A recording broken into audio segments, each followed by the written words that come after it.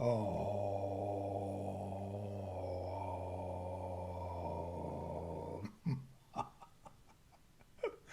I'm just ducking with you.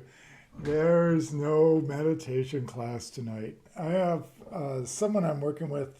I'm Tim Coleman out here in Seattle, and I've had Good Nature Publishing for a long time. And then this friend of mine just woke me up one day and she said, "Are you going to hang out making interpretive posters the rest of your life, or are you going to take some of this wisdom you've been living with and not talk so much? Maybe just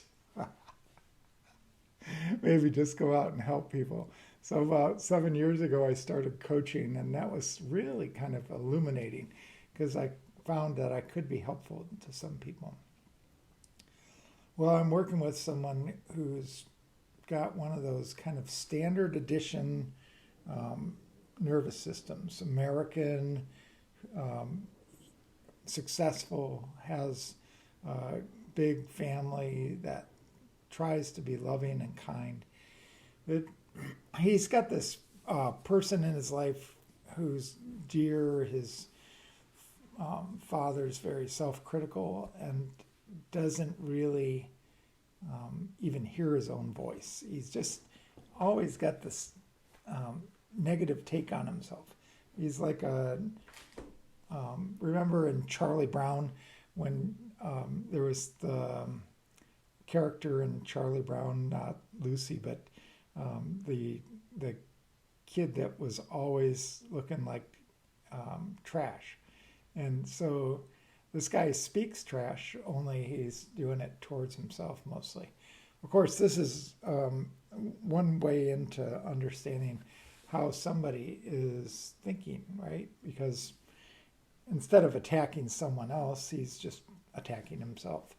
And I just asked this person, I said, "Do you know what's going on in that whole process?" And they didn't know. And I'm not saying this is the whole um, kit and caboodle, but one way to start understanding our negative self talk or the self criticism is to take something out of Dick Schwartz's work with Inner Family Systems, IFS, and see these voices.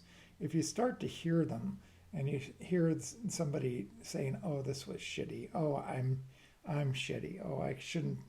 I shoulda, coulda, woulda." All these things. I'm not worthy.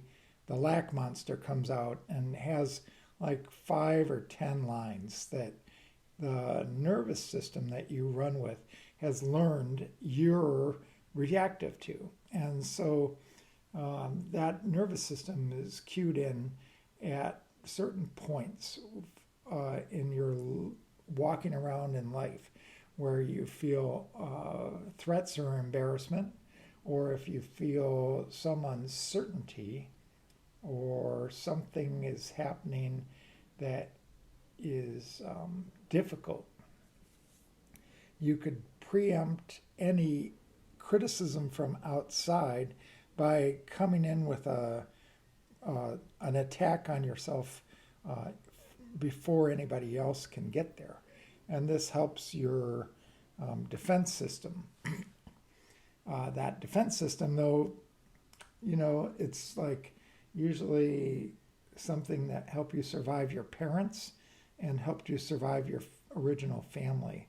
So this defense system that the self-criticism comes from is generally speaking artifact of being 1, 2, 3, 4 years old at the outside. But that's really where a lot of those voices start coming in from.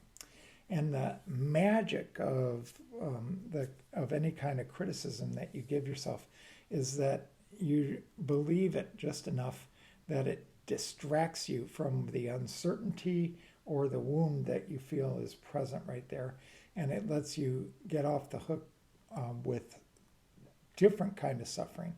And the part that's important for you to imagine is just like, do you see this? Just draw on a paper a little circle, like that's the wound or the point of uncertainty. And what these are negative thoughts, and they just come in and they go boinga, boinga, boinga.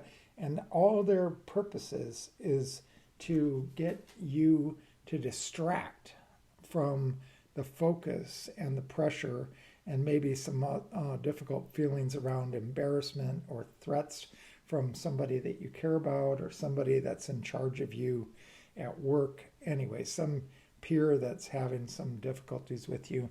And you get to basically the critical thoughts can help you distract from seeking to understand what is happening right then and being curious, being kind to yourself, and asking some questions to help yourself understand. Now, that takes a little bit of patience. You have to kind of cultivate a mindset of curiosity and learning to take a deep breath right at the very point that you feel like you're triggered by what somebody has said to you. But that's the basic path is to kind of look at a new way of seeing what is happening in the relationship that you have with these negative self-talk thoughts. So a friend of mine taught me this. She just said, well, just practice. This teacher said, just practice looking for a thought that comes in. And most of the thoughts that you see, the easiest ones to pick off are the negative ones because they have a suffering component to them. So you pick them up, you can actually you can feel one coming in, and then pay attention to the thought, how long it lasts inside of your thought stream. So you actually have another practice that's a mindfulness practice of just seeing that a thought's come in, oh, she doesn't like me, oh, he doesn't care, and then you just watch that thought instead of believe it, and you see what the bell curve is on it. So it's sort of like my head, it goes like this, it goes up, and then has this other side of it. Most of the time what happens is the negative thoughts come in and they distract from you from watching the bell curve of your own reactivity, and they make you go away from the concern that's there, so you never learn anything from it. And that creates this kind of a habitual problem with these thoughts. There's no deeper understanding. At some point, you'll begin to understand that the thoughts aren't you, and they actually just serve the purpose of befriending you. So they helped you survive earlier periods of life. And so they're kind of coming in like your writing skills that you picked up in 3rd and 4th grade. And they're helping you with adult social situations that they may not even know that you're 30, 40, 50, 60, 70 years old. They just are habituated to this kind of a low level intelligence, actually, because if you actually look at the negative thought, see the content of it, and then you look at it and say, okay, so you think that I am not worthy of getting this raise, and your anxiety right now is that because I'm not worthy, then I shouldn't ask my boss for this raise. If you actually said, well, tell me more about that, and you turn to the negative thought and said, okay, so what else should I learn? You'll find pretty soon that there may not be anything else behind it. In fact, I love this this exercise that Sam Harris put together a few years ago. I was watching him in a video, and he had this great idea about putting putting speakers on your shoulders and walking down a main street, and then you just start playing all of your negative thoughts, all your thoughts just come out in the speakers and go blasting across the sidewalk, down the street that you're living on, and all your neighbors, all your friends, everybody else, that your strangers, they all hear this. And he said it wouldn't take more than a block or two of you walking down the street with everybody hearing your thoughts, before you learn to do this practice field of training your mind to develop a little bit of intelligence and practice learning how to feed yourself positive thoughts or deeply understand the thoughts that you do have. The Buddhists have a frame that I like a lot. They say, the work in life is not to follow your heart, it's to train your heart. And this is basically what's happening in this situation is once you recognize the negative thoughts come in, bing, their main purpose is to distract you from the being claustrophobic or having anxiety. They're basically friends and allies that are coming to your rescue from some either wound that you feel or some uncertainty that's in the context of a relationship or an experience that you've just had. So these the cavalry comes in, and they have different versions of "you suck," and then they do their dance, and you get distracted. You believe one of them, and if you don't believe the first one, there's 8 or 9 other ones that can come in right after that and give some variation on this conversation that is so negative and kind of takes you away from the wound or the uncertainty that you're experiencing. Now, the magic happens when you start following what Dick Schwartz says in Inner Family Systems, and pretty much any good coach or therapist should be on board with this, of just learning to basically what you want to do is to extend your arm and put your hand around this part of you that's been kind of off and ignored, except for when you're in emergency situations, the critical voices part, and thank it for being here. Just turn and say thank you very much for showing up. That actually could be the first step towards you recognizing that this is a part of you that's been befriended you since the beginning. It cares about you deeply and it wants your best. It just doesn't know that you're an adult. So it's 3 or 4 and it comes in with these quick jabs and then flies off as soon as you're distracted or doing something else so to get away from the moment of uncertainty or the wound that's present in your life. That somebody's poking you or you're poking somebody and then you feel ashamed.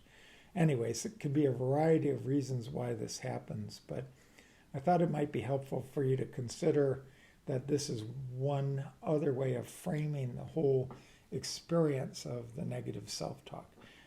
It doesn't have to be the only one, obviously. I'm a big fan of our consciousness is very similar, though, across the board. So almost everybody has the same thresholds they get through in life, and a lot of people have difficulties detaching from the thought stream, and depending on the situation, I'll still have problems detaching from it. If I have a family member that's telling me that, I'm doing something wrong, it is a lot of work just to breathe and say, okay, well, that's this person's opinion, and it's not necessarily true. So you want to start looking at these critical voices in a compassionate way by first just breathing when you feel their presence, and then see if you can capture on pen and paper what you're hearing when you actually start tuning into your critical voices. Because usually you have a top 10 hits. There's a certain number of ones that keep working to distract you from this uncertainty or wound that you're working with. So just pay attention to what your top 10 hits are. And then at the next point in this adventure, you actually are reframing here by telling that part of you that you sure appreciate how much work they've done, what kind of a load that they have lifted for you all these years, and you didn't even see it. So it was just this wonderful gift that they keep giving, and now you can say thank you to that part of yourself and work on doing some wonderful heart breathing integration, welcoming that part of you back inside, so it doesn't have to be floating out here in the ether and unavailable to you as loving energy, except for when you're in an emergency or stressed position.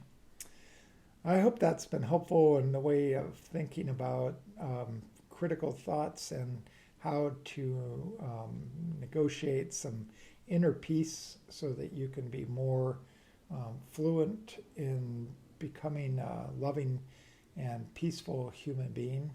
The actual work on a community level is to offer this kind of simple teaching to you so that you can pass it on to other people, and to practice starting to see yourself as intimately connected to every human being, every plant and animal, and that your loving presence is one of those little lights that goes on that creates a big light around the world and will help us get out of wars, will help us stop wars altogether, will help us diffuse conflicts, will help us then take the next step of learning nonviolent communication, learning to be still and just have some wonderful time experiencing this beautiful planet that we're on.